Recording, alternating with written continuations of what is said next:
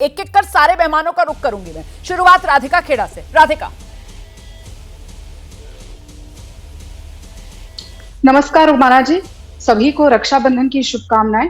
रक्षाबंधन का जो पर्व होता है वो बहनें अपने भाइयों की कलाई पर राखी बांधती हैं कि वो उनकी सुरक्षा करेंगे। और अफसोस आज के दिन, रक्षाबंधन के दिन, हम किस मुद्दे पर डिबेट कर रहे हैं। और उससे भी ज्यादा अफसोस मुझे ये हो रहा है, जो बंगाल की बहनें टीएमसी सरकार में विश्वास रखती आई हैं, ममता बनर्जी जी में विश्वास रखती आई हैं, उनके प्रवक्ता यहाँ पे आके कह रहे हैं इट्स अ ब्यूटीफुल प्रोटेस्ट। आप मैटर देख रहे हैं किस बात के ऊपर प्रोटेस्ट हो रहा है और उसको ब्यूटीफुल प्रोटेस्ट बता रहे हैं। Sir, your brain has beautifully gone wrong.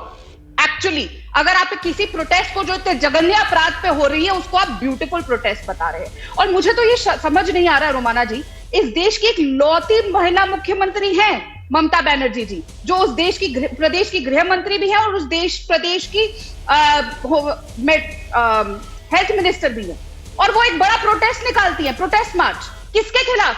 अपने खिलाफ। क्या आपने कहीं पे भी ऐसी हास्यास्पद चीज देखी है, ऐसी इनसेंसिटिविटी देखी है कि जो लोग खुद सरकार चला रहे हैं, जो लोग खुद शासन प्रशासन के जिम्मेदार हैं, आज वो अपने खिलाफ प्रोटेस्ट निकाल रहे हैं?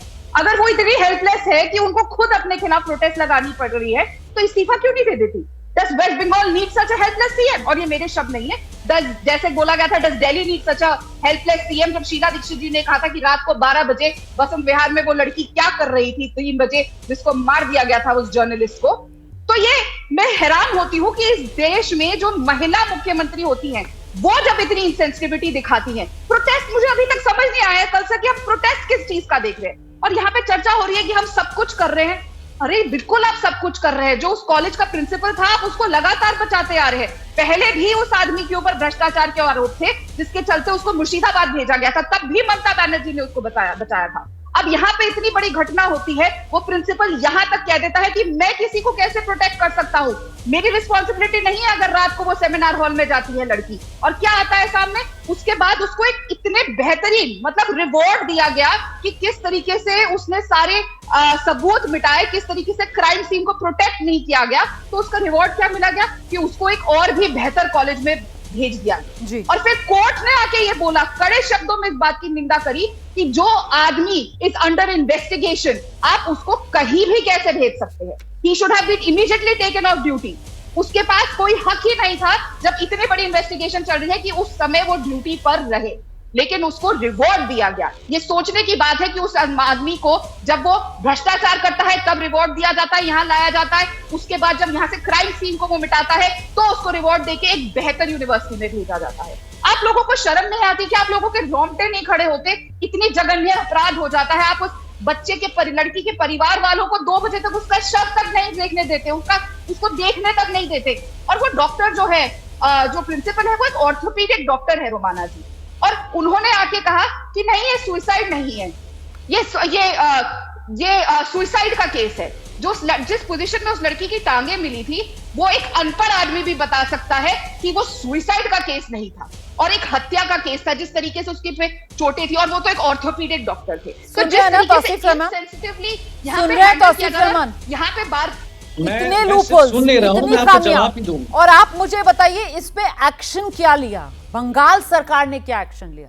बंगाल सरकार ने इसके लिए कितने उस अस्पताल के डॉक्टर्स, उस अस्पताल के एडमिनिस्ट्रेशन में लगे हुए लोग जिन्हें सस्पेंड किया हो, जिनके खिलाफ जांच बिठाई हो, या फिर कितने पुलिस वाले उस इलाके के थाने चौकी के जिन्हें सस्पेंड किया हो?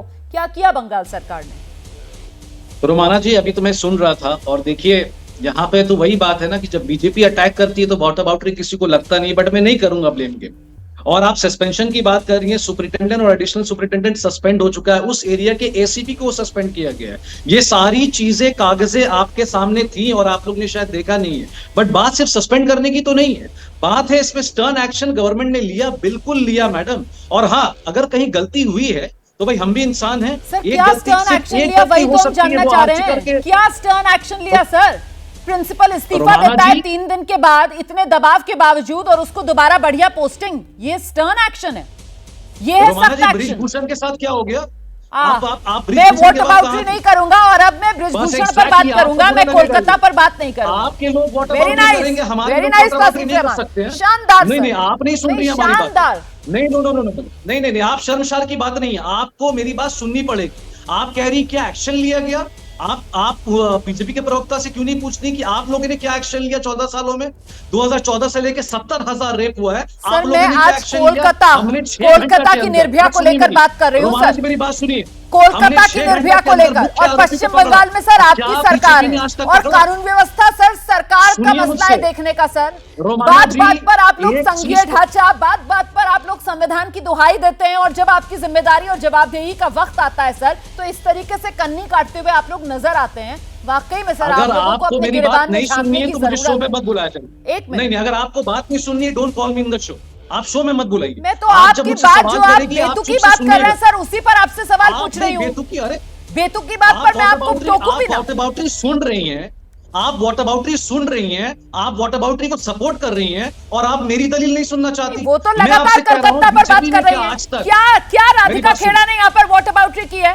वो लगातार कलकत्ता के बारे में बात कर रही है, वो लगातार कलकत्ता की निर्भया के बारे में बात कर रही है। आपको यहाँ पर वाटर बाउंड्री क्या नजर आ रही है? और आप बंगाल से निकलकर यूपी भाग रहे हैं सर।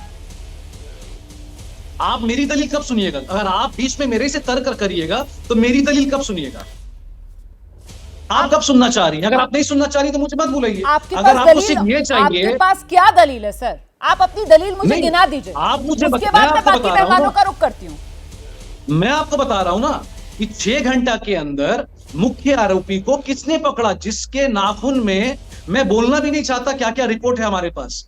मुख्य आरोपी को किसने पकड़ा? कोलकाता पुलिस और एडमिनिस्ट्रेशन ने पकड़ा। सस्पेंशन ऑर्डर किसने दिया? आप एक प्रिंसिपल को लेके 9 तारीख से आज तक खड़ी, वो प्रिंसिपल डिटेन हो चुका है। Principal should be hang till death अगर वो आरोपी है तो। और आप मुझे बताइए ना, अगर बीजेपी इतने रेप के बारे में अगर सेंसिटिव हो रहा है तो ब्रिजभूषण को सस्पेंड क्यों नहीं किया? ब्रिजभूषण के बेटे को एमपी का टिकट क्यों दिया उन्होंने? आज यूपी ब्रिजभूषण आज इनको छोड़ते हैं सर, आज कलकत्ता पर ही रहते हैं सर। वही मुद्दा है हमारा आज की चर्चा का। जैसे ही घड़ी का काटा दोपहर 2:30 पे आए, बबीता जी का दिल सास बहू साजिश के लिए मचल जाए। और ये है इनकी बहू, पूरे दिन ऑफिस की टेंशन हो जाए गॉन जब ये करें अपना फेवरेट शो फ्री टाइम पे ऑन। इनकी तरह आप भी देखिए अपना फेवरेट शो अपने टाइम पर, और डाउनलोड कीजिए एबीपी लाइव ऐप अपने स्मार्ट टीवी पर।